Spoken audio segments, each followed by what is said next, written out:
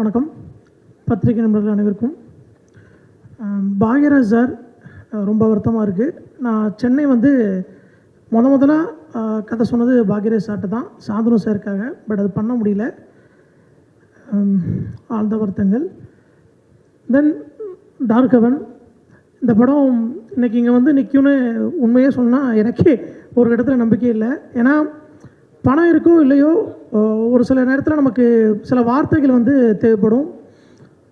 இந்த படத்தை நான் ஆரம்பித்து வேறு ஒரு ஹீரோ வச்சு எடுத்து அது நின்று என்ன பண்ணேன்னு தெரியாதப்போ ஒரு நாள் நைட் நான் டீ குடிச்சிட்ருக்கேன். சும்மா பேசிகிட்டு இருந்தோம், சொந்த படம் எடுக்கலாமான்னு சொல்லி.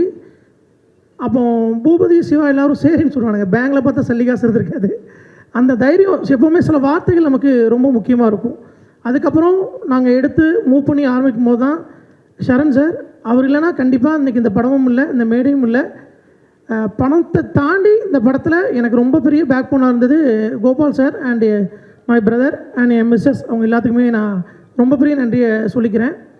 அப்புறம் அந்த படத்துக்குள்ளே வந்த பிறகு எனக்கு ரொம்ப ஸ்பெஷலாக தெரிஞ்சது சித்து ப்ரோ.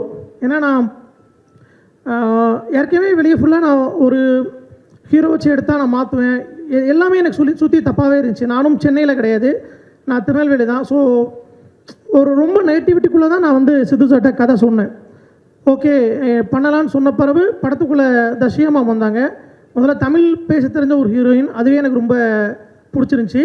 அதுக்கப்புறம் ரித்தியா மேம், அதுக்கப்புறம் ஜெயக்குமார் சார், வேல்ராமூர்த்தி சார், இவங்க எல்லாம் படத்துக்குள்ளே வந்த பிறகு எனக்கு பெரிய ப்ளஸ் என்னென்னா நான் சீன் பேப்பரை கொடுத்துட்டு தூர போயிடலாம். ஸோ நான் யாருக்குமே இப்படி பண்ணுங்க அப்படி பண்ணுங்கன்னு சொல்ல வேண்டிய தேவையில்லை. அது எனக்கு ரொம்ப ப்ளஸ்ஸாக இருந்துச்சு. அதை தாண்டி நான் எல்லாருமே ரொம்ப கஷ்டப்படுத்திப்பேன்னு நினைக்கிறேன். அருள் சங்கர் சார் போயிட்டார், மஞ்சு போல்ச்சி இல்லை மாதிரி எல்லாத்தையும் சொல்லிட்டு போயிட்டார். அடுத்து படம் ஒன்றா டீ கடை கூட வச்சுக்கிறேன்.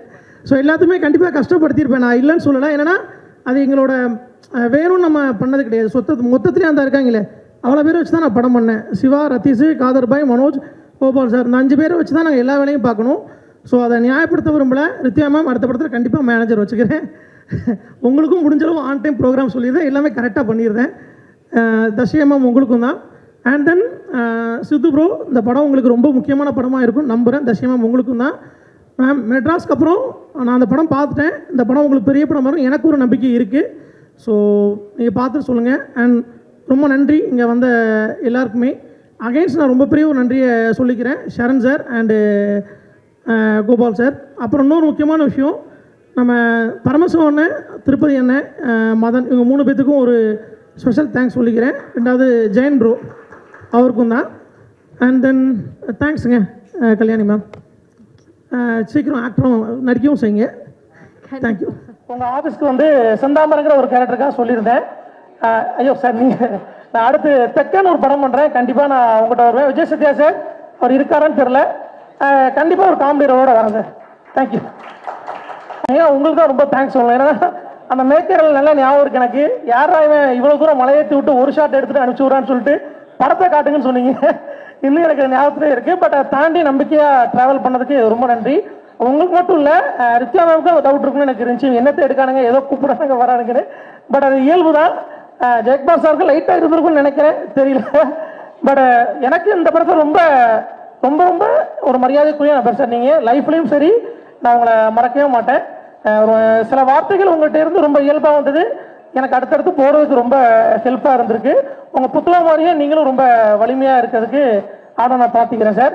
அப்புறம் சத்ய பாலாஜி ப்ரோ, ரொம்ப ரொம்ப நன்றி. இந்த படம் வேற ஒரு தளத்துக்கு போனதுக்கு ரொம்ப பெரிய காரணம் சத்ய பாலாஜி தான். அதுக்கப்புறம் நான் ரொம்ப முக்கியமான ஒரு ஆளை மறந்துட்டேன், ராஜா ப்ரோ. ஏன்னா படம் கிட்டத்தட்ட நிறைய எடுத்து கொண்டு போய் கொடுத்தேன். அவர் ஒன்று எடிட் பண்ணி தருவார், நான் பார்த்துட்டு வீட்டுக்கு வந்துட்டு திரும்ப நான் கூப்பிடுவேன். அப்புறம் அவர் கட் பண்ணுவார், அப்புறம் பார்த்துட்டு திரும்ப கூப்பிடுவேன். ஸோ அப்படிங்கிற இன்னைக்கு அவர் ஷேப்பாக வந்திருக்கு அப்படின்னா அதுக்கு ராஜா ப்ரோ நீங்கள் ரொம்ப பெரிய காரணம். அப்புறம் இன்னொரு முக்கியமான விஷயம் சொல்லிக்கிறேன். நான் ஒருத்தர் பேரை சொல்ல விரும்பல, இந்த படம் முடிஞ்ச பிறகு தமிழ் சினிமாவில் ஒரு நபரோட பேர் கண்டிப்பாக பேசப்படும் அப்படிங்கிறத நான் நம்புகிறேன். அண்ட் தென் இந்த படத்தில் நடித்த பிரதீப் ப்ரோ, ஆர்த்தி, சோனி எல்லாத்துக்குமே ரொம்ப தேங்க்ஸ். பிரதீப் ப்ரோ அடுத்தடுத்து நல்ல கேரக்டர் பண்ணுங்கள், நல்ல கதைகள் கேட்டு பண்ணுங்கள். Thank you very much.